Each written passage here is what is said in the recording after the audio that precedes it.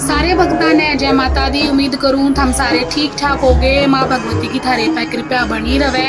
तो चलो शुरू करा हाँ नवरात्रा की व्रत कथा। बृहस्पति महाराज ब्रह्मा जी ते बोले कि ब्रह्मा जी आप तो बुद्धिमान हो, सर्व शास्त्र हो और चारों वेदों न जानो हो, आप सब ते मान हो। हे भगवान मेरी एक बात सुन लो और मन एक बात बता दो कि जो नौरते करे जावे हैं चेत में सिवन ममा घर साढ़ के जो चांदन में जो नौरते करे जावे हैं और जो खुशी मनाई जावे है, जो क्यों मनाई जावे है, इस व्रत के कारण ते क्यों है भगवान, और यो व्रत क्यों करना चाहिए, और सब ते पहला यो व्रत करे किसने था, मैंने सारी बात आप खोल बता दो। बृहस्पति की बात सुनकर ब्रह्मा जी कहने लगे, बोला बृहस्पति महाराज आपने मनुष्यों का दुख करने की जो इच्छा है ना, मतलब कि हमने इतना एंडी प्रश्न पूछा है मेरे तैयार, जो इसका मैं उत्तर दूंगा वो जो है प्राणियों के हित के लिए है। तो जो भी इंसान इस व्रत ने करेगा, दुर्गा का, भोले भगवान का, सूर्य का और विष्णु का ध्यान करे है, वे मानस धन्य हुए हैं और उन्हें सब सुख मिलने हैं। तो चल मैं आज तेरे ते नवरात्र व्रत की कथा सुनाऊं हूँ। इस व्रत ने करने ते सारे मनोरथ पूर्ण हो जाए हैं और जिसने जो चाहिए उसने वो मिल जाए है। इस व्रत ने जो करे है और जिसने बालका की इच्छा हो, संतान सुख चाहिए हो, उन्हें संतान मिल जाए, जिसने धन चाहिए उसने धन मिल जाए, और जिसने वही पढ़ाई चाहिए हो वह है उसने पढ़ाई मिल जाए। इस व्रत ने करने ते जो बीमार मानस है उनके सारे के सारे रोग दूर हो जाए हैं और जो किसी बंधन में पड़ा हो वो भी छूट जाए। इस व्रत करते मानस के शामी आने वाले सारे संकट कट जाए और संकट दूर ते उसके दूर ते भाग जाए।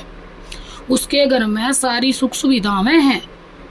अरे इस व्रत ने करते जो औरत है उसका सुहाग बना रहे है और उनका जोड़ा बना रहे है। यो व्रत सारे पापा ने काटने की शक्ति रखे है। और जो मनुष्य इस व्रत ने ना करता ने और आलसी पड़ा रहे है, भगवान का ध्यान नहीं करता, वो मानस बहुत दुखा न भोग है। तो चल मैं तने इस व्रत की कथा बताऊं कि यो व्रत सब तक पहला किसने करया था। तो सारे के सारे ध्यान ते सुनियो। यो व्रत सब तक पहला एक पंडित जिया की बेटी ने करया था। तो उसके पीछे के कुछ कथा है वो सुनो था कि पिठत नाम का एक गांव था, उसमें एक अनाथ नाम का बामण रहा करता और वो माता रानी का बहुत घना बड़ा भगत था। उसके पास सब कुछ था लेकिन कोई संतान नहीं थी। उसने माता रानी की भक्ति करी, पूजा करी, तब माता रानी ने उसका आशीर्वाद स्वरूप जो है एक बहुत सुंदर प्यारी और जिसमें सारे गुण हो एक छोरी दे दी, जिस छोरी का नाम पंडित जी ने सुमति रखा। वह बहुत सुंदर थी और बहुत प्यारी थी और वह रोज अपने बाबू के गला, अपने पापा के साथ में, पिता के साथ में माता रानी की पूजा करया करती। उसका पिता रोज माता रानी का हवन करया करता, पूजा पाठ करया करता, तो वह भी अपने पापा के गला माता रानी की भक्ति में, पूजा में शामिल होया करती।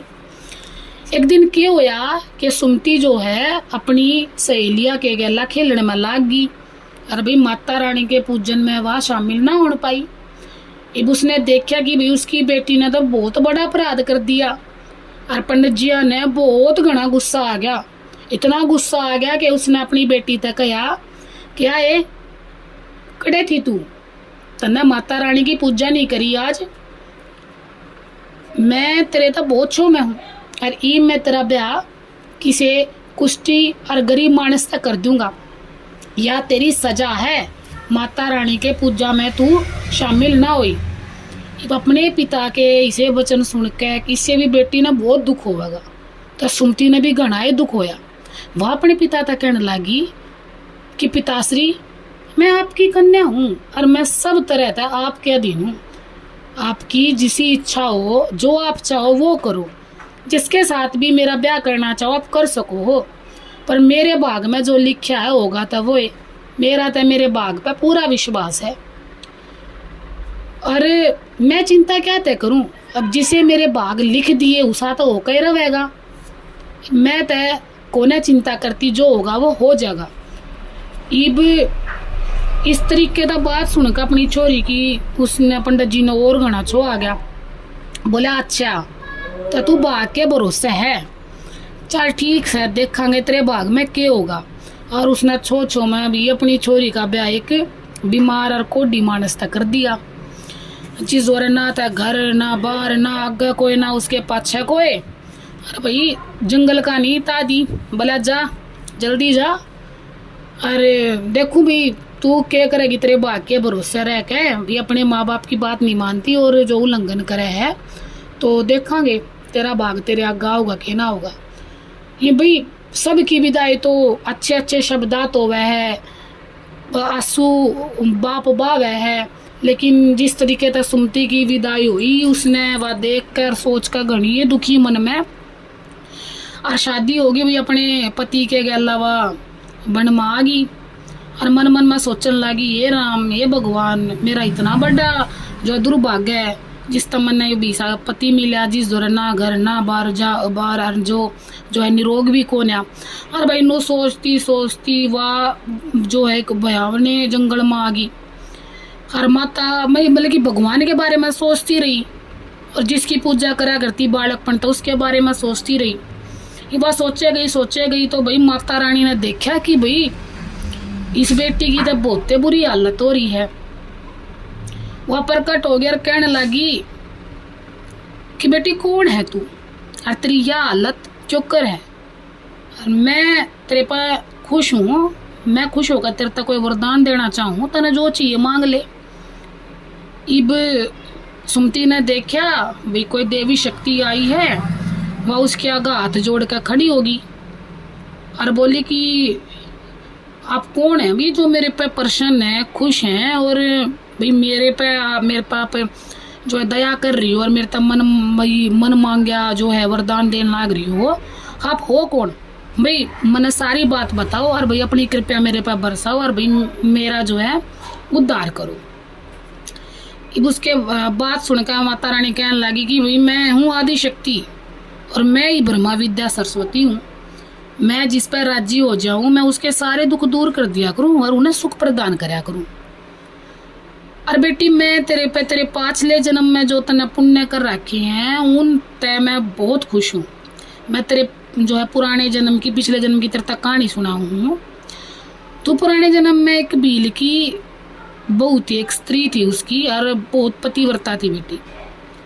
एक दिन तेरे पति ने चोरी कर ली और चोरी के कारण भी तुम दोनों को ले जाके सिपाही ने पकड़ लिया और जेल में डाल दिया।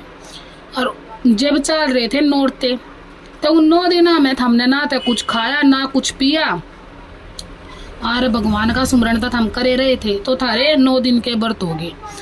उनने व्रता के प्रभाव तय प्रसन्न होकर मैं तने तेरी मन की इच्छा के अनुसार फल दे रही हूँ, तो तने जो कुछ चाहिए मांग ले। ये माता रानी की यह बात सुनकर तो सुमति घनी राजी होगी कि भाई तो मेरे संकट कटे जाएंगे। दोनों हाथ जोड़ कर खड़ी होगी और बोली ये माता रानी आपने मेरा प्रणाम, अरे मैं आप देख के बात मांगू हूँ कि भाई अगर आप मेरे पर भाई खुश होते हैं, मेरा पति है कोडी है इसका कोड दूर कर दो। माता रानी कहने लगी कि ठीक है उन दिनों अभी जो तने व्रत करा उसका एक दिन का व्रत का जो पुण्य है जो धर्म है भाई वो अपने पति के कोड दूर करने के लिए अर्पण कर दे। भाई मेरी दया तय तेरा पति कोड तय रहित हो जाएगा और वो ते सुतरा बन जाएगा। पति ने ठीक ठाक देखने की चाहता है। ब्राह्मण बोले कि ठीक है भाई मैंने अपने एक दिन का जो पुण्य है वो जो है अर्पण कर दिया। जब तक उसने आँख मीच कर माता रानी का धन्यवाद कर खोल ली तब तक भाई उसके पति का शरीर जो है निरोग हो गया था, मतलब और इतना सुथरा बन गया था कि भाई चांद है चांद भी इसके आगे फीका पड़ जाए।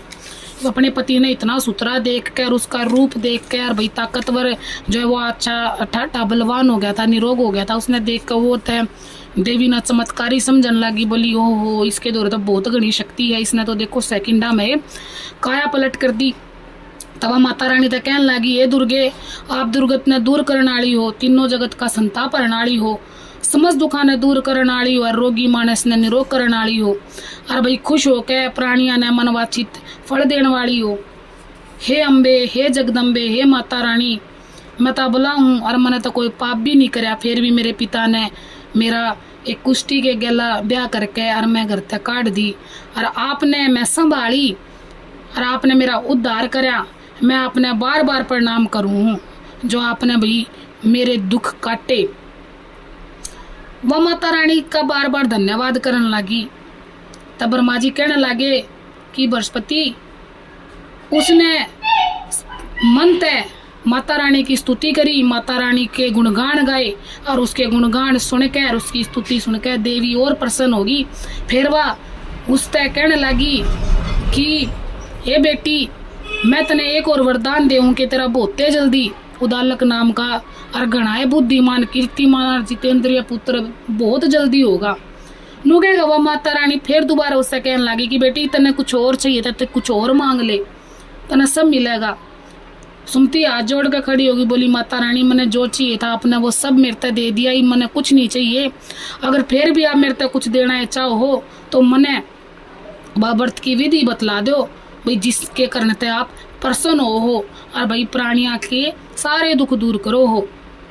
माता रानी कहने लगी कि ठीक है बेटी, मैं तेरे तय उस व्रत की विधि बताऊँ, तो ध्यान से सुनिए। तो कहने लगी कि असीवन मास और चैत मास के शुक्ल पक्ष में 9 दिन तक विधि पूर्वक व्रत करो, और यदि भाई दिन भर का थम व्रत न कर सको, भूखे न रह सको, तो एक टाइम थम भोजन भी कर सको हो। और भाई शाणे मानस तक पूछ के, पढ़े लिखे ब्राह्मणा तक पूछ के थम जो है घटवाटिका की स्थापना करो, और उसमें भाई प्रतिदिन उसने जलता सींचो, और माँ काली, माँ लक्ष्मी, माँ सरस्वती की मूर्ति बना के उनकी पूजा करो, और भाई फूल चढ़ाओ और फूला तार दे दो।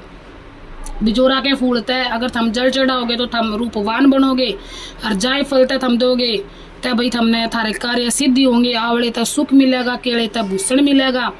इस प्रकार भाई थम फलों तय हवन करोगे तो खांड, घी, गेहूं, जौ, तिल, बिंब, नारियल, दाख और कदम से हवन करोगे तब भाई थमने धन मिलेगा। गेहूं तो ओम करोगे लक्ष्मी मिलेगी। खीर व चंपा के जो है फूलों तय धन और पत्तों से तेज और सुख की प्राप्ति होगी। आंवले से कीर्ति और केले से पुत्र की प्राप्ति होगी। कमल से राज सम्मान और दाख से सुख संपत्ति की प्राप्ति होगी। खांड, घी, नारियल, शहद और जौ से, तिल से हवन करने से आपको मनवांचित वस्तु की प्राप्ति होगी। और व्रत करके मनुष्य सारे विधान के गैला, और जिसने उसकी पूजा करवाई है उस तर राम राम करे, प्रणाम करे, और भाई उसने दक्षिणा देवे। इस महाव्रत ने विधि के अनुसार जो कोई भी करेगा उसके सारे मनोरथ सिद्ध हो जाएंगे, और उसने मन चाही वस्तु मिलेगी। इन 9 दिना में जो कुछ भी दान दिया जाए बेटी, उसका करोड़ों गुना फल मिला है। तो इन 9 दिना में दान जरूर करो।